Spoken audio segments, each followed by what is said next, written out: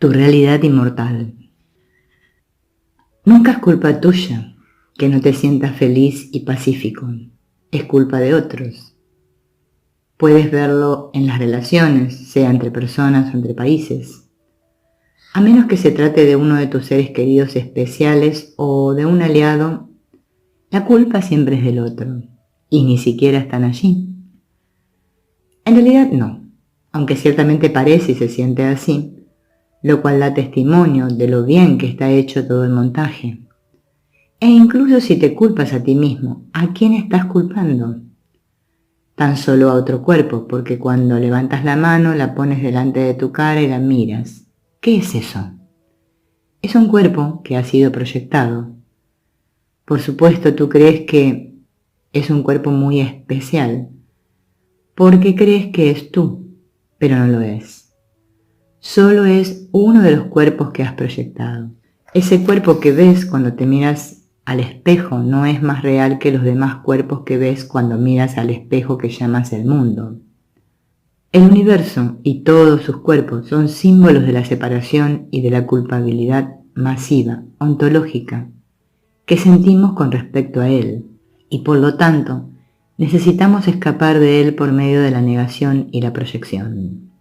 Es decir, es nuestro chivo expiatorio.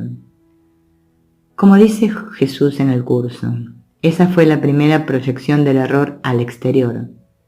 El mundo surgió para ocultarlo y se convirtió en la pantalla sobre la que se proyectó, la cual se interpuso entre la verdad y tú. Ahora tu trabajo es deshacerlo en tu mente para poder volver a casa. Eso es lo que aporta la única solución, el perdón, para el único problema, la separación. Es mucho más importante de lo que cree la mayoría de la gente. Es vital para que se mantengan enfocados en él.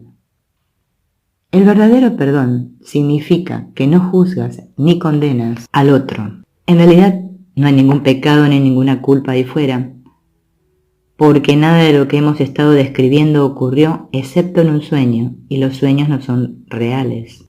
En el curso Jesús te aconseja no atribuir ideas de pecado y culpa a las personas, sucesos o situaciones que ves en el mundo. No llames pecado a esa proyección sino locura, pues eso es lo que fue y lo que sigue siendo. Tampoco la revistas de culpabilidad, pues la culpabilidad implica que realmente ocurrió. Pero sobre todo, no le tengas miedo. Cuando te parezca ver alguna forma distorsionada del error original tratando de atemorizarte, di únicamente: Dios es amor y el miedo no forma parte de él. Y desaparecerá. La verdad es simple. Lo que el ego fabricó es lo complicado. Y eso es lo que tiene que ser deshecho por tu perdón. Cuanto más deshecho esté el ego, más fácil será para ti. Recuerda que si las ideas no abandonan su fuente, entonces lo que estás viendo nunca abandonó la mente. Si está en la mente, y si las mentes pueden cambiar, entonces es en la mente donde está el verdadero poder.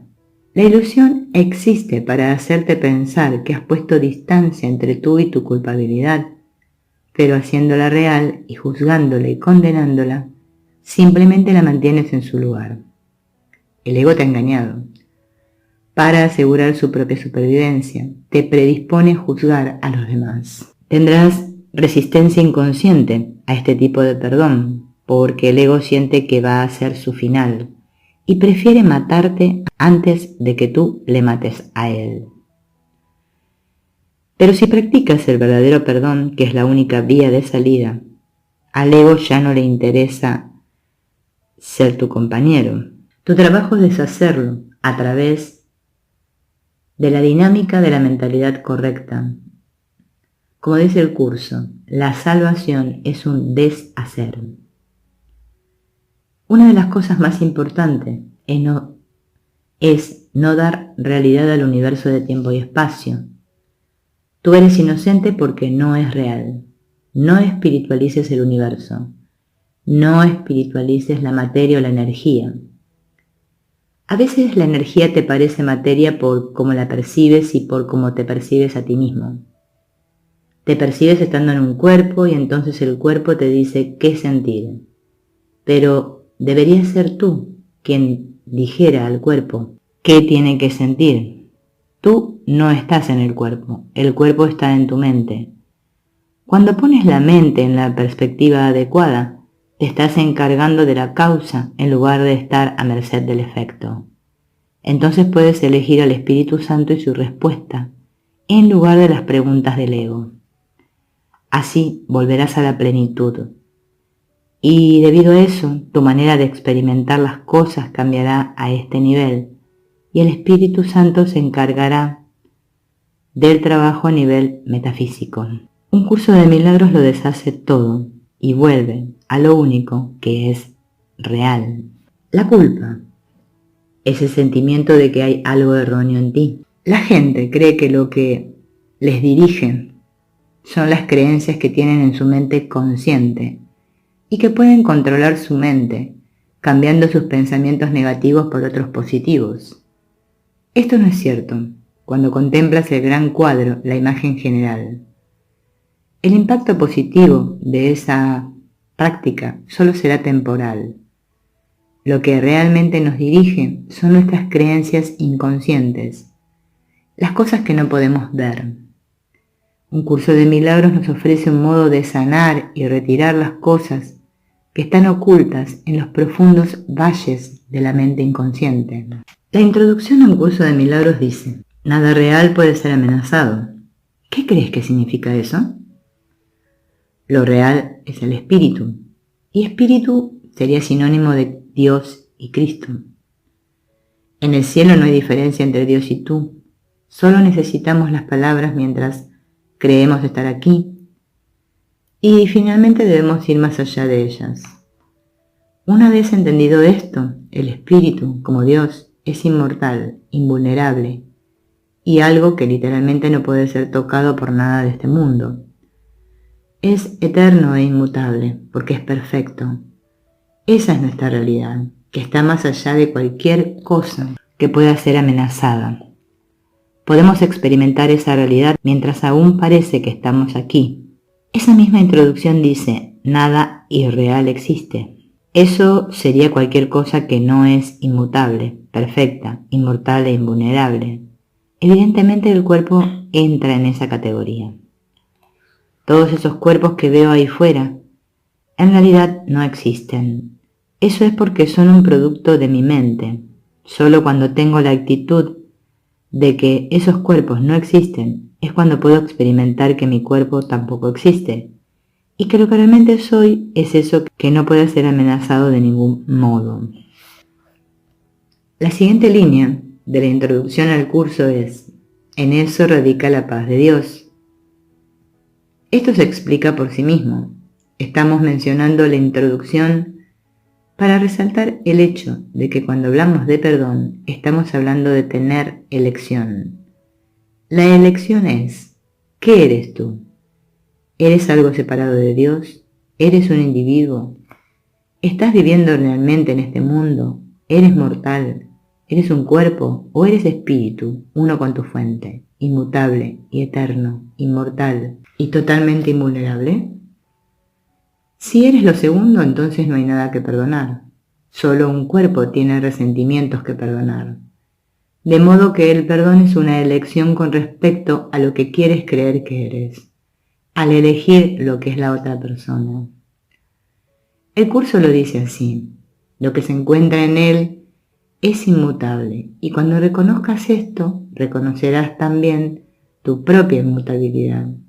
La santidad que mora en ti le pertenece a tu hermano. Y al verla en él, regresa a ti. El ego, la parte de tu mente que quiere ser especial y tener una identidad individual, quiere que veas a los demás como cuerpos separados para que él pueda perpetuarse. Tú no eres el ego, pero mientras veas a tus hermanos y hermanas como cuerpos en lugar de como perfecto espíritu, estás siguiendo su deseo, que quiere que elijas su sistema de pensamiento. Como también dice el curso, tú que crees que es más fácil ver el cuerpo de tu hermano que su santidad, asegúrate de que entiendes lo que dio lugar a ese juicio.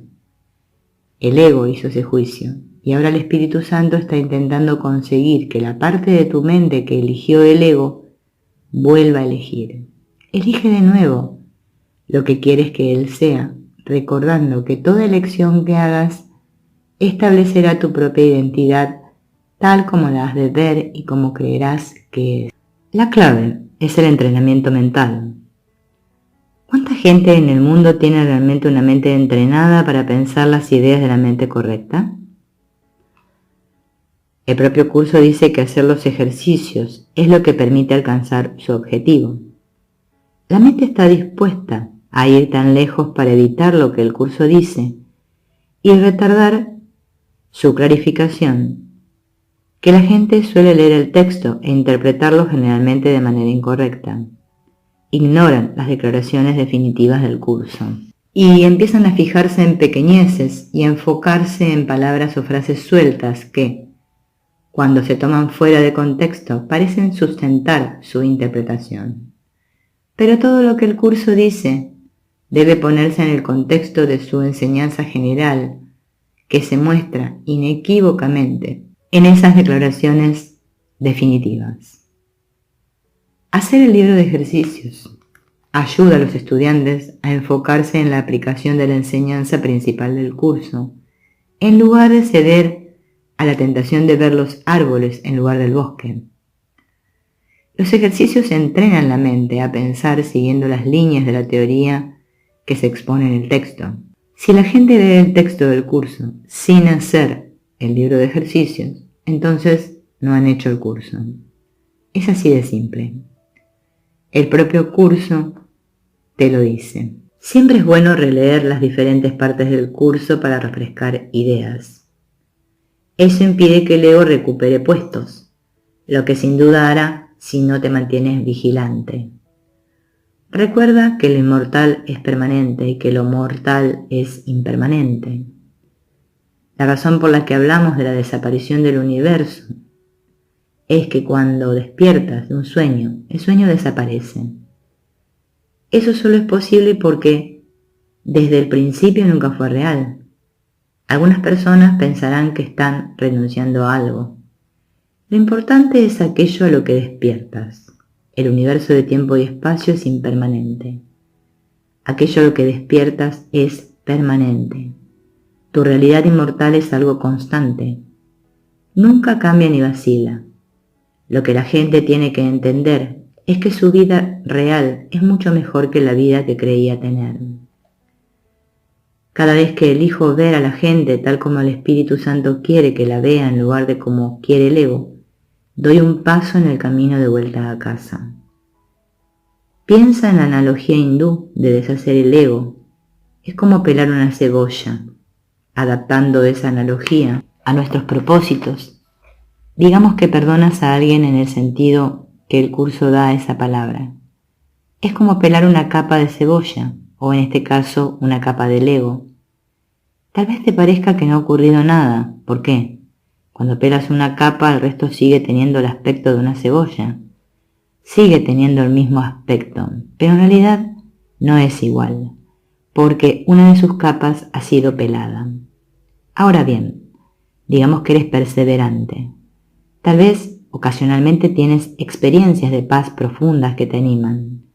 O tal vez ocurre algo que en el pasado había hecho que te sintieras mal y esta vez no hace que sea así.